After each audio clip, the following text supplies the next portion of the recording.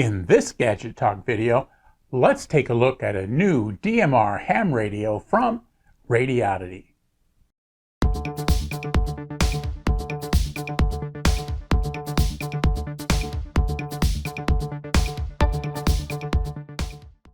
Hi, and welcome to the Gadget Talk channel, where we do reviews and how-tos on a variety of electronic devices that catch my eye. If you find this video helpful, please like, comment, share, and subscribe to the Gadget Talk channel. The GD-AT10G is a new DMR radio recently released by Radioddity.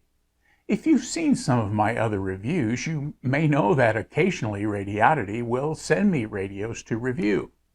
That's not the case here. I purchased this radio with my own funds. Reviews like this one are made possible by you liking the video and using the affiliate links in the description below. So, thank you. The first thing you'll notice about the AT10G is that physically it's the same as the Anytone 878 ham handy-talkie. Really, it's the same. Same channel count, same weight, same instruction booklet, everything but the decal.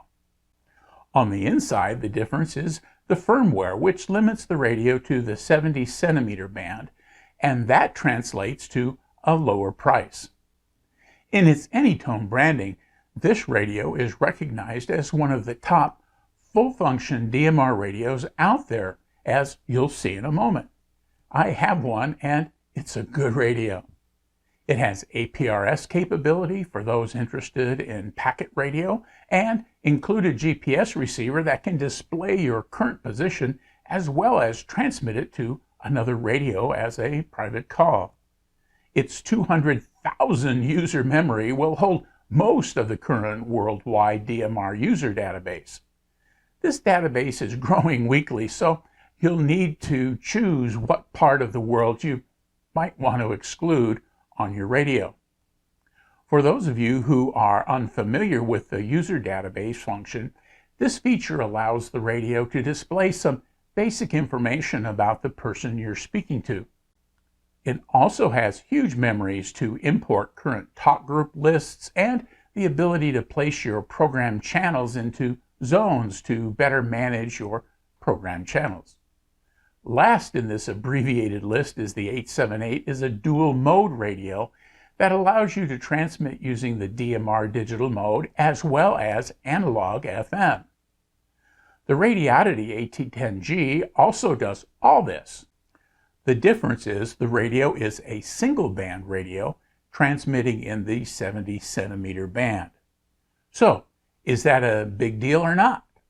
Well, as with so many other things, the answer is it depends. Here in Arizona, there are 34 DMR repeaters according to repeaterbook.com. All are on the 70 centimeter band. In neighboring California, the repeater book database shows 143 DMR repeaters, with all but about 20 being on the 70 centimeter band. If your goal is to add DMR to your radio toolbox and you already have a couple of dual band FM HTs, then saving a few bucks with the AT10G might be a very smart move.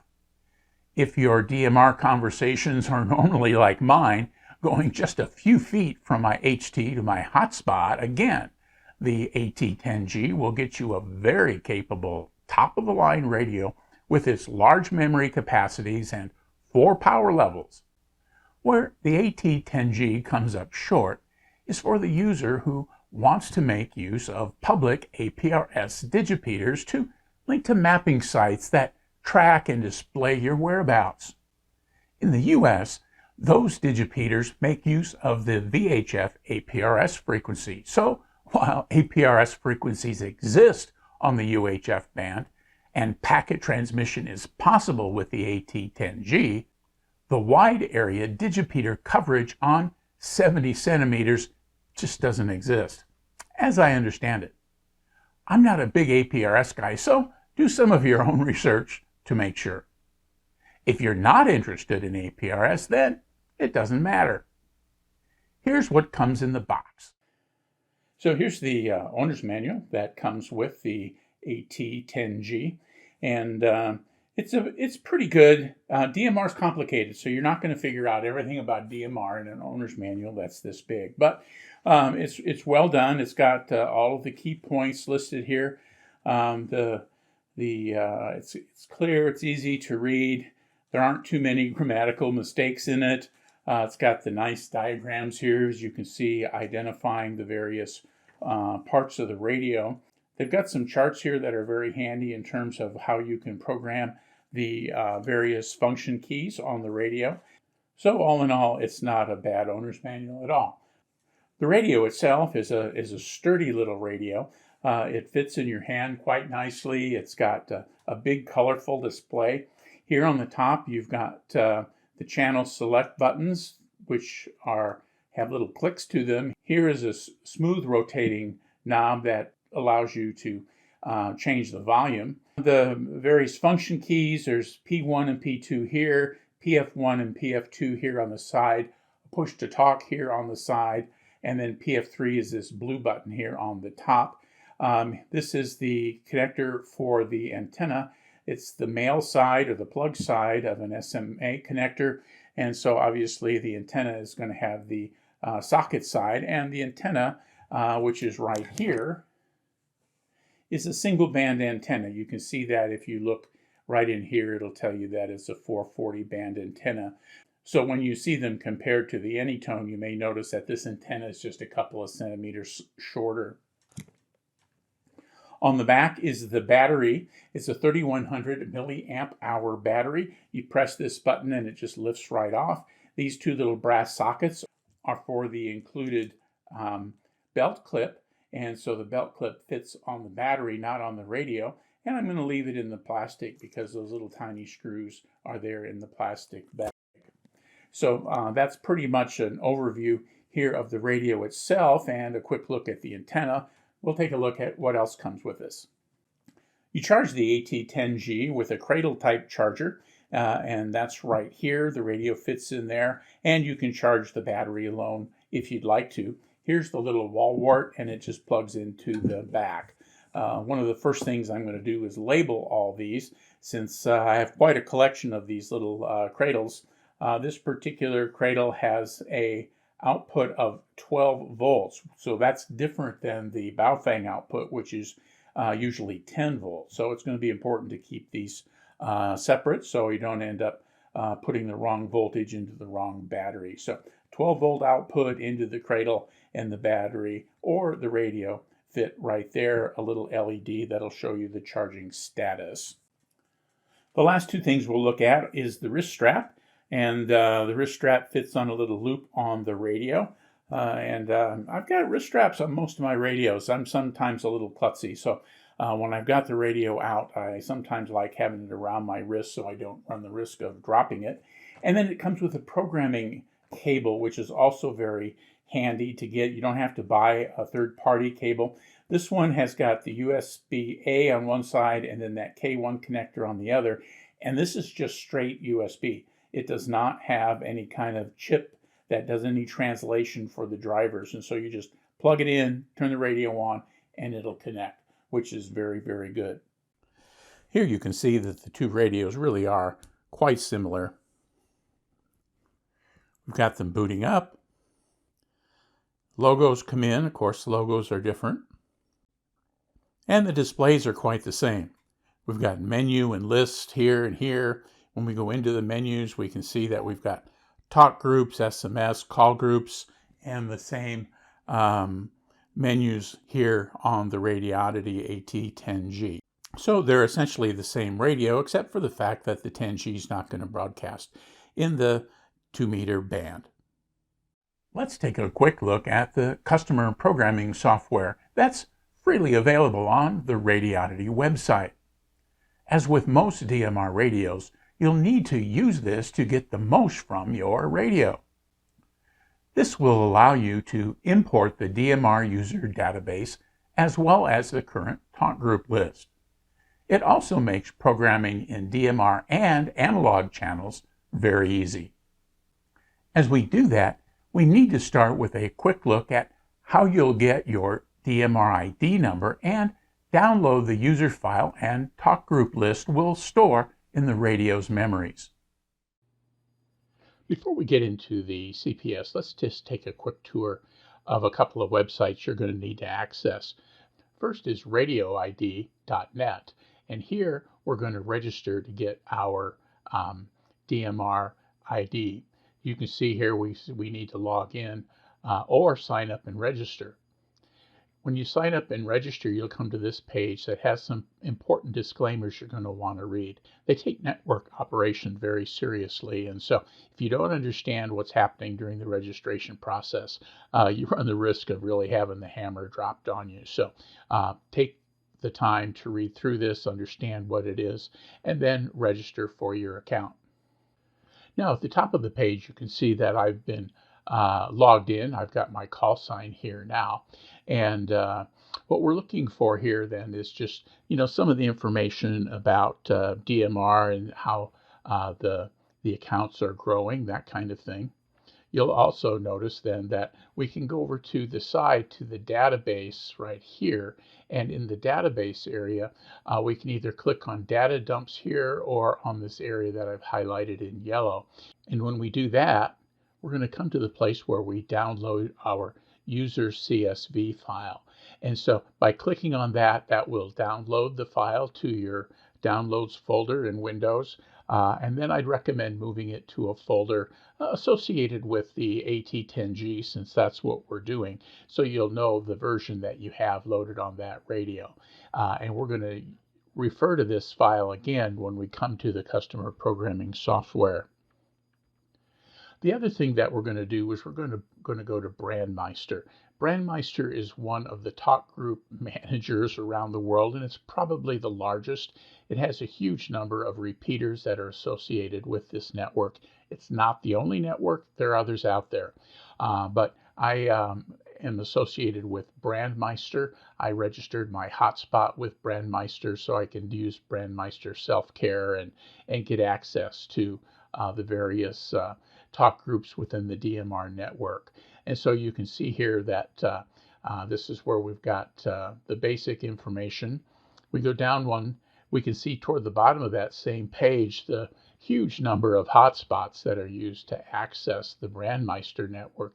This purple area uses the MMDVM style modem. That's what you usually find with the little Pi-Star zoom spot or jumbo spot.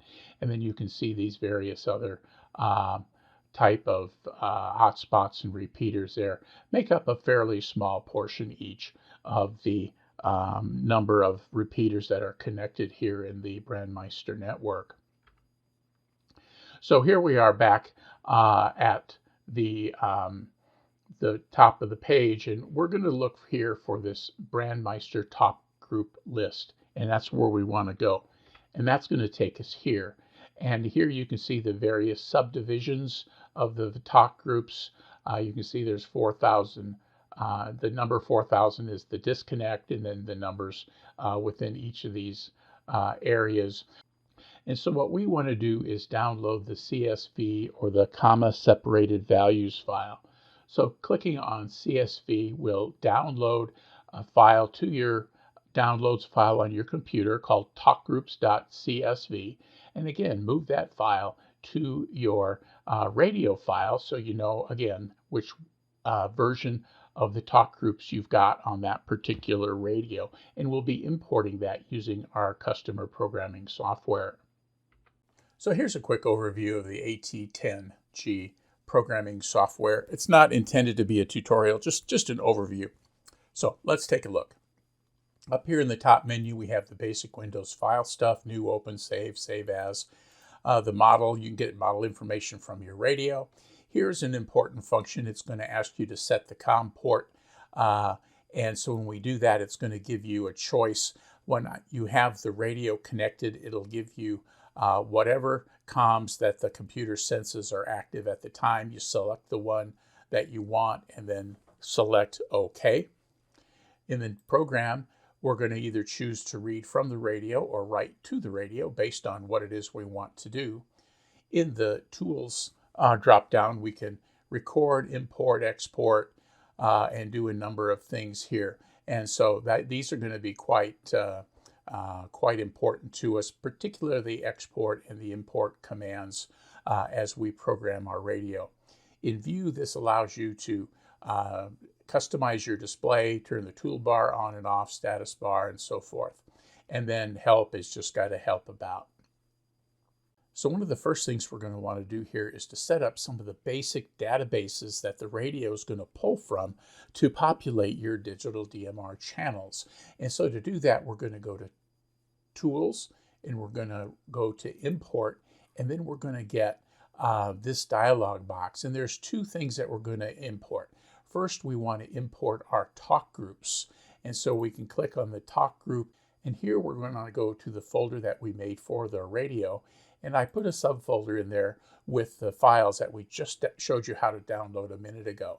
And so since we're talking about talk groups, I took the talk groups and then put them into Excel and then skinning them down. So I didn't have 4,000 of them listed here because I'm not going to use that many. So I have a talk group edited. So talk group ed is my comma separated values file. I would open that, select it, open it, and then it would populate here and I would import it. I've done that already, so I'm not going to write that in there again. And then the next thing I'm going to do is I'm going to go down to my digital contacts list. Again, I'm going to go to the same place, users and talk groups, and I'm going to get my edited user file that I had downloaded there from radioid.net. It also is a CSV file, and I also opened it in Excel and cut out a couple of thousand users because the radio, while it has 200,000 user database, right now there's about 207,000 users. And so I cut out people from Russia that I didn't think I would be speaking with, some people from countries in various parts of Africa, South America. It was just kind of a random culling of the talk group size, so I got below the limit. If you try to import the full 207 into the radio, it's going to give you an error because you're going to exceed the memory. So you need to cut that down to at least below 200,000. So again, you double click this, it'll populate here, click open, and then it will populate here, and then you import it into the radio. So those are two of the really important databases that the radio needs for you to continue the programming process. The next thing we're going to do is open up the digital topic, and we're going to go to the radio ID list. And here you can see I've got my DMR number and what I want to come across. So it's my call sign and my name. To edit that, I just double click it. I get a dialog box where I can put my DMR number in, my call sign, and my name. The next thing I want to do is come up here to my zones. And I have to set up at least one zone because I have to tell the radio where the channel is or where the information is when I turn my radio on. So I set up a zone for my hotspot, for local DMR, and my local FM repeaters. And so those are the zones that I have established right now. When I double click on it, it gives me a list of all of my channels that I've programmed into my radio. And then I can use the remove or add to buttons. And so I've named my hotspot channels. I start with an HS just as a technique. And so I have all of these channels in my hotspot zone. The next thing down here in digital that you can set up is a receive call group list. And I have one set up for my hotspot. And again, I have all of the talk groups that I downloaded into my radio. There are about 120, 130 that I chose. And again, I can pick those and move them into the receive group or pull them out of the receive group. Now, when I assign a receive group during my channel selection, which I'll show you in a minute, by selecting the receive group, the radio will listen for these as well. So, of course, the thing that you're going to want to do is to get channels set up for your device. And so we'll move to channel, and you can see I've just got a handful of channels here. So let me just pick one that I have available here you can see how it's got programmed. You have a very nice dialog box. You name the channel. You set the frequency. Here, in this case, it's simplex because it's going to my hotspot. It's a digital channel. I've got the radio on low power because I'm only broadcasting a few feet to my hotspot. I've got it set for different color code. I could also set it for always. They kind of produce the same results. I want to exclude this channel from roaming because it's a hotspot channel, so I've got the exclude on. It's simplex. This is the analog information. It's grayed out because it's a digital channel. Here I went through and I selected the talk group or contact that I wanted. When I press this, it gives me all of the talk groups that I imported. And in this case, it was the worldwide one. So let me find that down here in the W's right here.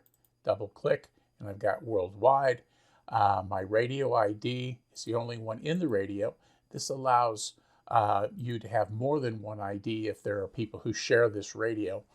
The color code for my hotspot is 1. The time slot is 2. I used my receive group is the one I just showed you as hotspot receive. And the other things I just didn't mess with. And so now I've had my channels set up, so I'm good to go here. These are the channels that I have programmed. If I wanted to, I could do a disconnect channel. But this is, I've just decided I'm going to give it a try by just making the change within the programming of the radio itself. Now, if I go down to the analog drop down, I can get into some analog address books, DTMF tones. I don't deal with those. They're more of a commercial thing, so there's not really much in there that I'm going to do. And so again, if I was going to start with a new channel, I could just double click the blank, give it a name, give it a frequency, and then if I chose analog, I'd fill this out, and if I chose digital, I'd fill this out. So that's a quick tour of the programming software. With a basic code plug programmed into the radio, let's turn it on and see how you'll interact with your radio. So let's take a quick tour through the menus here of the AT10G.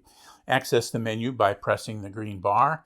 We go into the menu, and now we have our talk group menus where we can get our list, we can add contacts, do manual dialing, and a number of other functions. We can go down into SMS where we can deal with SMS or simple messaging system messages back and forth that the radio is capable of doing. We can see our call log. We can go into our zones. You can see that I've got a couple of zones set up here, my hotspot, my local DMR repeaters, and then my local FM repeaters. How you set up your zones is completely up to you. We can set up our scan lists. We can move into our roaming profiles here, the repeaters that we want to put in our roaming zone. We can go into our various radio settings, channel settings, and device info. The radio settings are what you'd expect. The voice function, display, what the various keys on the radio do, and we'll see those in the customer programming software as well. And then it goes down here through other functions. And so there are a number of things that we can do from the faceplate of the radio. Let's go back, look at channel set. And here we can work through these menus and we can set new channels. And so the AT10G is definitely capable of being programmed from the faceplate of the radio. Although as you probably already know, doing it in your customer programming software is just simply easier. So we can go into a new channel, we can input the channel number that we want to use. 27 is the first available channel that we have, and then we can back our way out of this.